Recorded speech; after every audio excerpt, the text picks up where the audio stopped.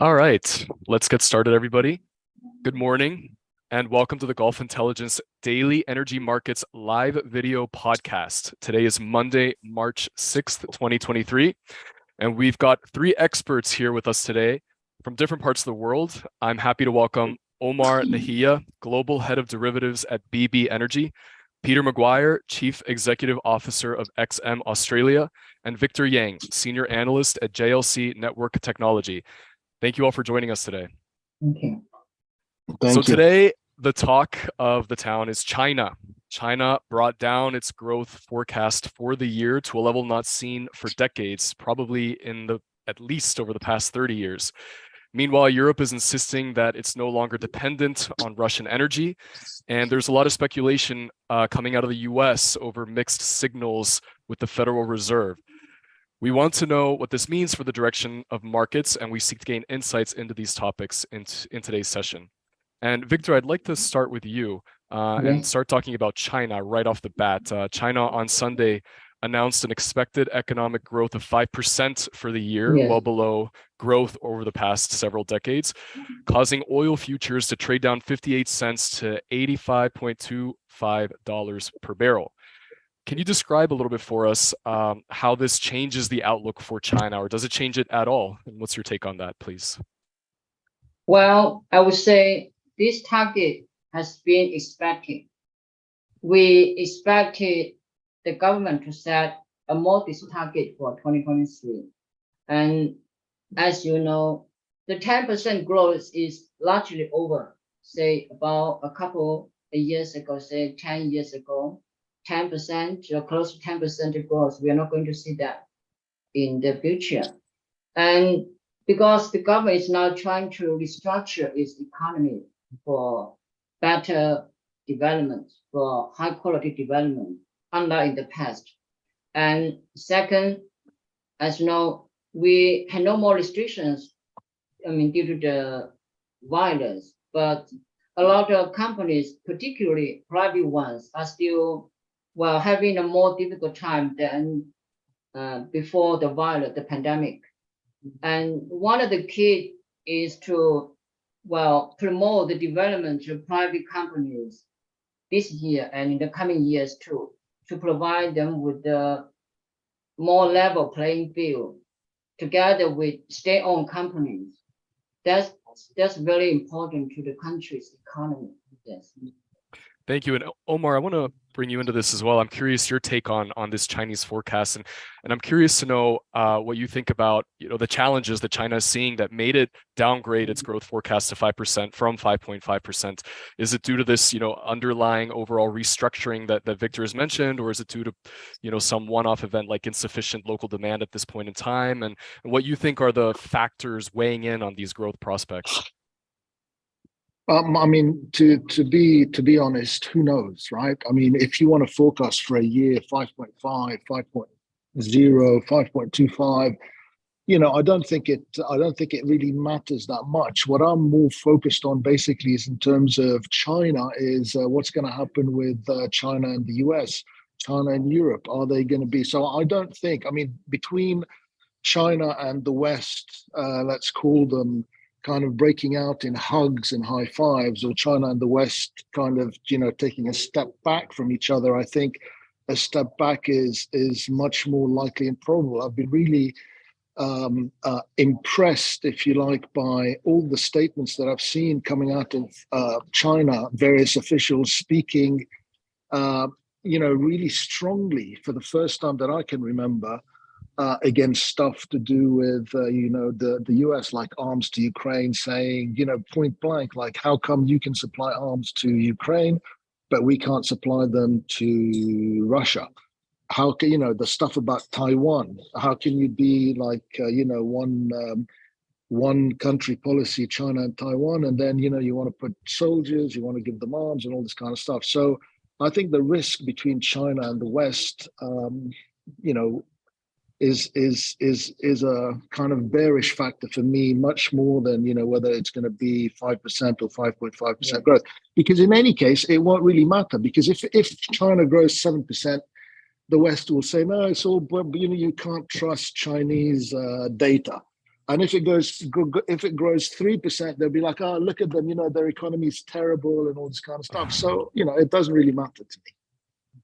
Well, it does sometimes feel like the rest of the world is stuck between this tug of war mentality between China and the US. And Peter, I wanted to ask you, on the one hand, we have, this optimism, let's call it, over Chinese reopening the past 2 months, maybe at this point. But on the other hand, we have this nervousness developing over what's interpreted as a hawkish Fed policy coming out of the US. It might hurt the US market. And I'm curious your stance on the balance between these two poles right now they're developing. Yes, and good afternoon. Greetings from Sydney. If we're going to look at the Fed first, you're seeing so many different opinions from different members of the Fed. Some are saying as high as 6%. I saw last week it was going to be, we're pretty much focused in on, laser zone at around about 5.35 by July. Now some are saying 6, some are saying more than 6. So I think it's very much a work in progress. The animal that we're trying to tame is certainly inflation, and with energy prices ticking up, food prices the way they are, and that's globally, then the impact to the consumer is felt pretty much across all of Main Street. And it doesn't help from an inflation standpoint that record low unemployment rate, which in turn everyone's got a job that wants a job and probably needs a job to feed themselves. And that in turn forces the inflation spike to even, trend even higher. So there's the first part, where are rates going to be? The second part, as far as China, yes, we understand from, the GDP number and, forecast moving forward, and a little bit like what Omar said, 5 to 5.5. I'll listen to Victor, and he's got legs on the ground there. It's all interesting, the rhetoric. We understand where the COVID policy's been. We understand moving forward. We understand certainly from a property standpoint to try and re-stimulate a component of their market or their GDP that's worth about 30%. And it's a fractured investment landscape in a lot of ways across residential property, and how that's going to, move forward, because it's just such a large contributor to overall Chinese internal demand. So and naturally sentiment. So as I sit here, Thomas, we've got through the first 2 months. China didn't really come out of the blocks that convincingly in my eyes. I mean, I look at across Asia today, everyone's got a green light except, China, but only down a fraction. CSI 300 down 5.52. And you got the Shanghai Composite down 0.19. So I'm not too worried about, Asia today. Let's keep our focus on where energy moves, and naturally the US dollar in the short run lead up to Easter. It could be interesting times, Thomas. Well, you mentioned how inflation is top of mind, not only in the US, but markets all over the world. And market reactions specifically throughout Asia were mixed, it seems, in response to China's expected growth rate of 5%. Australia's bourse, for example, rose 0.6% ahead of the Australian Reserve's decision on Tuesday on whether to raise hikes. And many economists are expecting there to be a 25 bips hike in an announcement coming out this week. And I'm curious your thoughts on what you think an announcement might look like. Well, we're around about, let me look at it, around about 20 hours away. I think I was talking to some people today. I won't be, some are saying 15 basis points, by the way. Some are saying 25, and you've got even the outliers at 50. So it's throw the coin in the air and let's see where it lands. But 25, I think, is pretty much baked in. That's where the Aussie's playing at that point. And I sit here, hand on heart, 25 basis points, but I won't be surprised if you saw a 50, quite simply because they've got to play catch up compared to other economies that have moved far more aggressively and quicker, like New Zealand, over the ditch, and naturally the Fed. So we've got we're going to play catch up with an inflation rate running at 7.4%. They've got to manage that and manage those expectations. And Victor, continuing on this theme of China has made headlines all over the world. Sometimes it feels like there's a disconnect where on the one hand, you have the government expected forecast. But on the other hand, you have many banks and private sector analyses that revised the expected growth for China upwards for 2023. And just as an example, UBS raised the growth forecast from 4.9 to 5.4%. And I'm curious your thoughts on why you think this disconnect is happening between China's expected growth prospects that it's publishing itself versus these banks and these other private sector institutions that are revising it upwards. Well, first, I would say the government's target is quite conservative, to be safe. And, among the 31 provinces and regions and municipalities in China, over 27 of them will set higher targets above 5%. And 23 of these provinces and regions set their targets above 5.5%. So these local government's targets do not comply with the central government's targets, not quite completely. And so you see the local governments had higher target to above 5% on the whole. And the central government set this target because we had experienced a lot in the past 3 years, and we are still facing a lot of difficulties. And yes, so it's making more efforts to restructure its economy. So it will not sacrifice quality for high growth. That's what the government is basically thinking about, I believe. Yes. And Omar, sticking on the topic of China, but shifting towards the geopolitical developments that might impact markets, you mentioned this tug of war almost between the US and China when it comes to Russia's invasion of Ukraine. And specifically, there's been Chinese implicit, let's call it, support of Russia, and by extension of its invasion of Ukraine, that has acted as a catalyst of sorts for the US to then shore up its relations with other Asian countries. So we have Japan pledging to double defense spending, South Korea acknowledging the need for stability in the Taiwan Strait, the Philippines announcing new US base access rights. And analysts say that a lot of these developments wouldn't have happened without the Ukraine imbroglio. I'm curious your take on these developments and how they tie into how relationships with the US in East Asian markets tie into Russia's invasion of Ukraine. Well, I mean, the US was the leading power, if you like, militarily, economically, and through their foresight and extreme intelligence, they've managed to unite. Whereas before, you had when the war first started, you had Russia and China standing kind of back to back, and then the US decided that it would be a great idea to start, poking Taiwan and telling China what it can do and can't do and whatever. So through their extreme farsightedness, they've managed to make China and Russia stand kind of shoulder to shoulder.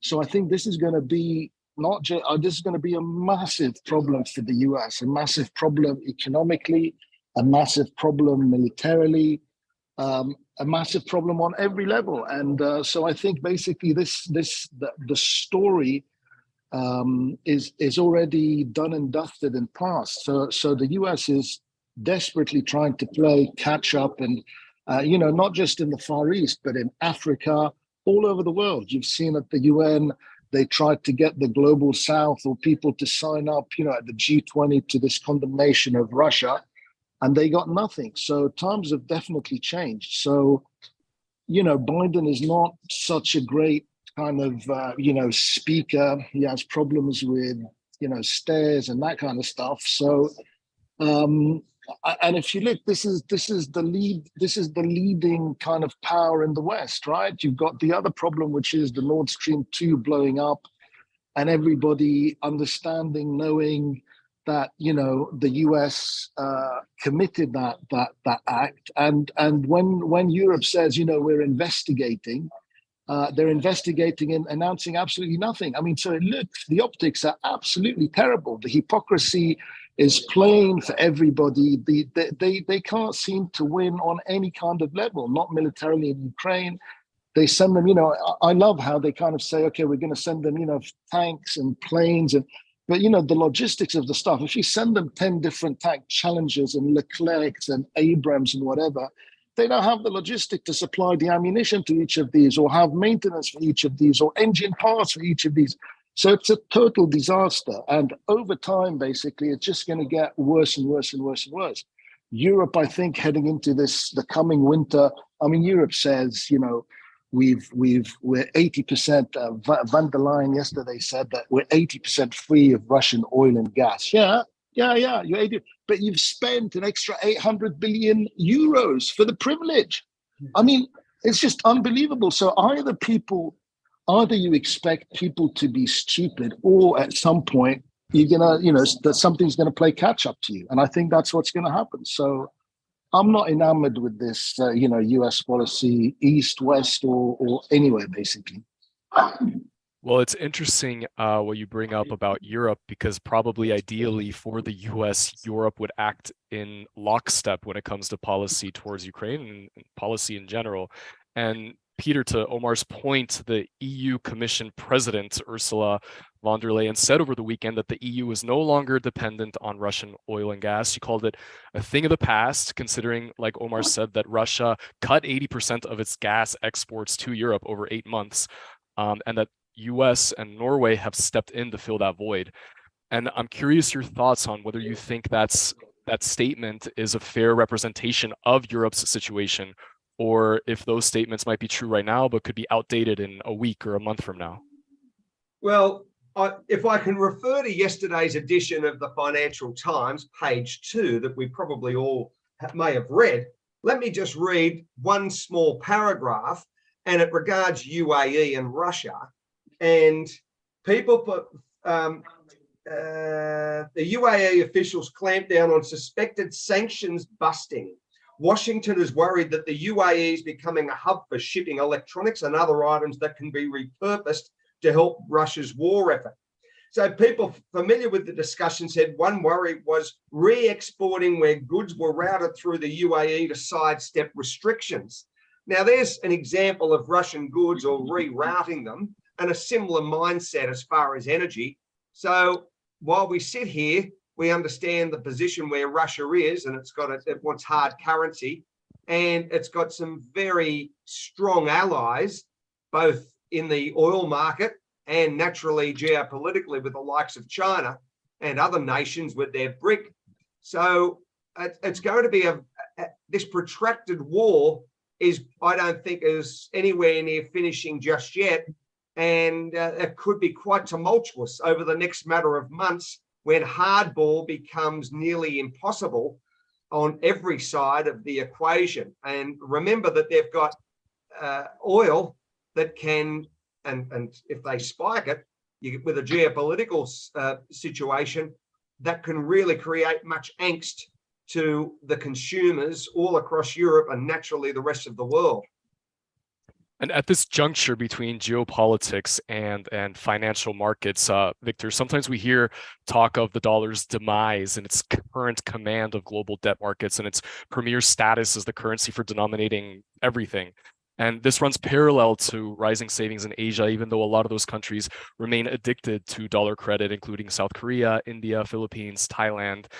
And do you think that speculation that the dollar's global position is threatened is overhyped, or do you think that it's reasonable conjecture to assume this trajectory that over time the dollar's position will be threatened? Well, I think that's a long process. It will take quite a long time for the dollar domination to fade away. And now, as we see, some countries are willing to trade in Chinese currency, and some countries are trying to, trade oil too in Chinese currency in talks at least, or express this kind of willingness. But this will take quite a long time, and we do not expect to see the demise of the US dollar dominance in the near future yet. No. Yeah. And in addition to these let's call them potentially dollar addictions, Peter. A lot of these same East Asian markets, they borrow immense amounts, often through opaque and non-transparent forex markets, and their own governments sometimes are unaware of how many trillions of dollars are involved. Do you think that this is a threat in this kind of opaque borrowing, not only for the Asian markets themselves, but for the global stage? Well, I do think it is a threat. It creates, in some ways, just another level through derivatives and other funding mechanisms. The possibility of short having to be unwound, who knows who's the counterparty, all of those considerations from a governance standpoint. And naturally, where the Asia growth engine, whilst that it's two hands are on the wheel and they're looking at big growth numbers over the rest of this decade, there's still a lot of uncertainty how that's going to be naturally funded. Secondly, consumption. Thirdly, the wheels falling off with currency wars. All of these factors that I think create much angst to central bankers and to a lot of those emerging economies. And this angst, not only coming out of Asia, but again, we've mentioned briefly before, coming out of the US with the Federal Reserve and what a lot of people interpret as mixed signals. And Omar, the Feds, they haven't been behaving as hawkishly as the rhetoric of its chairman, Jerome Powell, might suggest recently. And things overall are looking somewhat resilient for the US market. Yields are down, liquidity has improved over the past couple of months, and equity markets have rallied. Do you think that this is false optimism at this point in time and a blip in the market that might imminently reverse? Yields are rising. They priced in the Fed funds rate at 5.3 something. And I fully expect interest rates will need to go up above 6%, 6.5, maybe even higher. And people sometimes they don't not think logically, but they kind of, I don't know what they look at. So if inflation, so core inflation in Europe and in the US is actually accelerating, right? Broader inflation kind of went up and came down again, but core inflation is doing that. So if core inflation is doing that, and inflation in general, the all inflation is coming off, at some point it's going to have to go up again. But if that inflation is pricing in at 9%, and in the UK it's horrendous. I mean, food inflation in the UK is at like 17%. I was reading over the weekend. So that kind of inflation, if you raise rates and you put them at 5% or 6%, I mean, it's going to do nothing. It's absolutely going to do nothing. So until you basically not scare the market, but I'm telling you that so the Fed is caught, because if they push rates higher, they pay so much money on their debt, and not only the Fed. Because the Fed has record debt, corporations in the US have record debt, and consumers in the US have record all-time high debt. So if they push these rates up, they're all going to be stuffed, right? And so what you're going to get probably is runaway inflation. I mean, I've been trying to think at what point could you see, because in my view, basically, let's say the S&P is trading at 4,000. It's either going to go down, let's say broadly, to 2 or go up to 7. Now, what would make it, I think basically it's got to go down to 2, but what would make it go up to 7? And the only thing I can think of is if you have runaway inflation. But if you have runaway inflation, hyperinflation, nobody wins. People who have money win if you get basically a deflationary kind of environment. If you start basically making asset prices cheaper and cheaper and cheaper, and at some point somebody who has a lot of money can come in and buy stuff cheaply. But if you have a hyperinflation, nobody wins. So I think that the Fed are going to put rates up. I think they're going to surprise the market by how high they're going to go up and for how long they're going to go up. And I think nobody wants hyperinflation. So I think they're going to be more on the side, at least I hope, more on the side of a deflationary, push rates up high enough for everybody to puke, and basically take it from there. Thank you. And let's go to the survey question as we near the end of the podcast for today. And Victor, I'll throw this one at you first. China's lowest growth rate in 30 plus years will kill off forecasts that oil demand will surge in the second half of 2023. Agree or disagree? No, I do not agree. Well, first of all, as Omar said, it doesn't matter much whether the government set the target 5% or 5.5%. And as you mentioned too, well, foreign companies are more optimistic about the growth, and they set higher targets, but they expect higher targets. And this is because and now we are seeing oil demand from China growing too. And this is quite significant in the first quarter too. Say in February, we expect about 11.8 million barrels per day, quite a significant jump from the last quarter last year. And demand is still on the rise. So this doesn't mean, well, the GDP growth is not high enough to bolster oil demand. It doesn't mean that. Understood. And as we near the last couple of minutes here, two other topics that I wanted to bring up, and one is granted these are just rumors so far, but it's made headlines over the past several days. And Omar, I'll throw this one at you. And there have been these rumors that the UAE might be considering leaving OPEC. And I'm curious your take on that. Just rumors, not even worth talking about. If it were to leave OPEC, would there be immediate market ramifications adversely? And your take on that?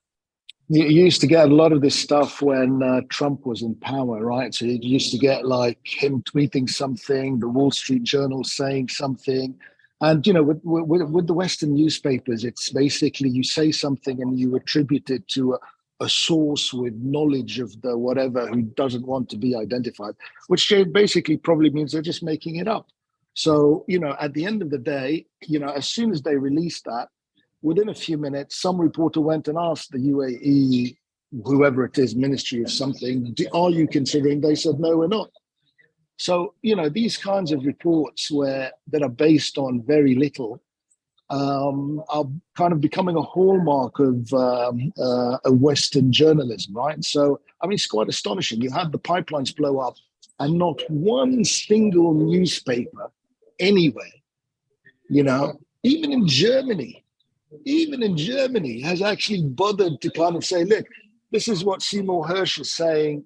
And, you know, he's saying that the president of the US blew up Russian pipelines, caused the biggest, you know, most catastrophic release of methane gas, you know, because the West, you know, we love green and hug trees and all this kind of stuff. And nobody says a word.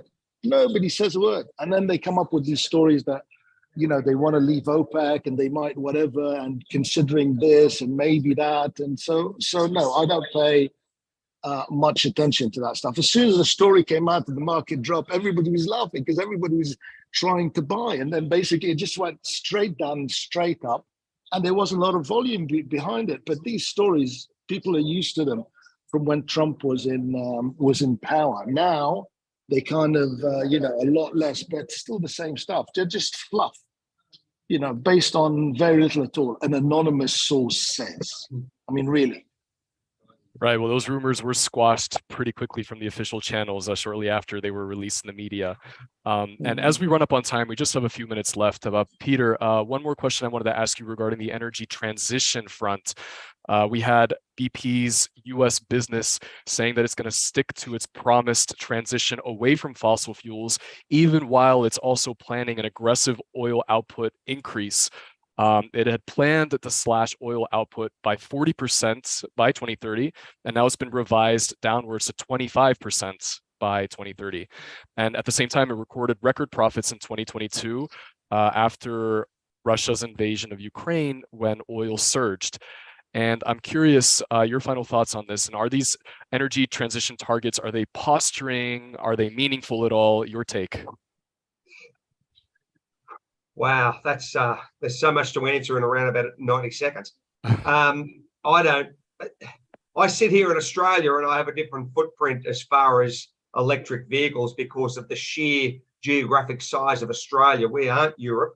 We're a country that is 4,000 kilometres from east to west, Perth to Sydney, and people driving the sort of how far we can actually drive an electric vehicle. If you're driving into the country, then you have to spend so much time getting it recharged. So we've got to go through and try and minimize not the transaction, well, it is a transaction cost or a transaction time frame, the actual charging of these vehicles. And all of those factors need to be really reduced to make them far more attractive, I think, to the consumer. And whether we're going to hit those numbers or not hit those numbers, you know, BP forecasting and then revising it down from 40% to 25% is a massive haircut. So I sit here and shake my head in some ways and just let's see how it all plays out. But I will say this, if you're looking at what BP are saying, we're certainly going to be looking at $100 crude in the next matter of months, according to the big boys out in the market, that, you know, the second half of the year. And I think that will underpin the real energy situation where we are globally. Thank you. Well, definitely a lot of revisions, a lot of projections that have been revised recently, and probably, you know, a few other announcements coming out this week on further revisions to projections to look out for. But that's all we have time for today. I'd like to thank our three guests for joining us today. Omar Nahia, Peter McGuire, and Victor Yang. Thank you for taking the time to speak with us today, and have a great rest of the day. Thank you. Thank you very much, Thomas. You too. Cheers, Victor. Thank you, Omar. Yes. Thank you. Cheers, guys. Take care. Yes. Bye-bye.